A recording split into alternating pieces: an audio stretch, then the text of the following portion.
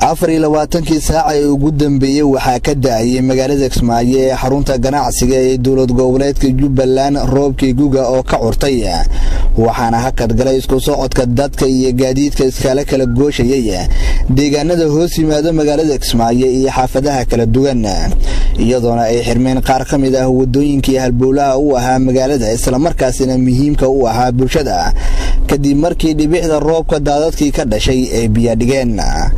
xaalad adag oo dhanka nolosha ayaa heysata qoysaska barakacayaasha ee ku nool kaamamka ku yaala gudaha magaalada Kismaayo kuwaas oo degan guryo laga sameeyay cooshado waxayna qaarkood warbaahinta qaranka ay u sheegeen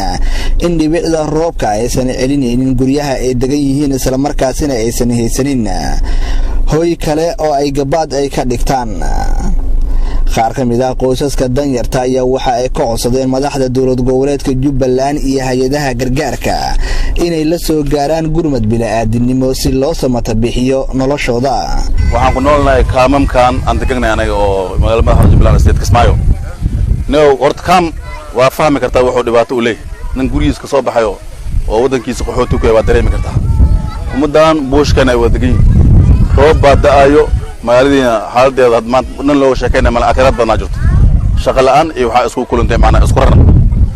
marka dawladda waxaan ka codsanleen isku raranka horta ummadda inay kala qaado dhulkan ilaahay barnaamijkaas u daadsan inay wax ka soo dejiyaan hadda qofka dhulka la dhisadilla hatta waa isku day inay buush ku dhistaan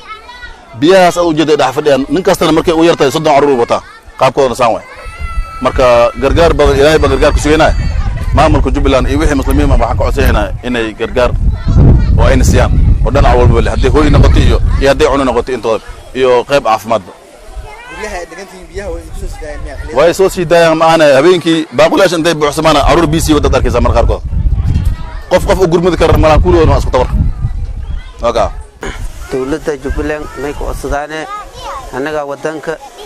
نمو ودنكي سوها وصو أرري لباتوي وفرق بدن ميشي أنك إيماني دولة وانا قبصتي جبلان كدبنا waxaa u baahanahay gurmad oo degdeg ah ilaaha ku roon yahay ilmihii wax barasho ah waxaa ugu baahanahay sidii hadda qahootiga anaga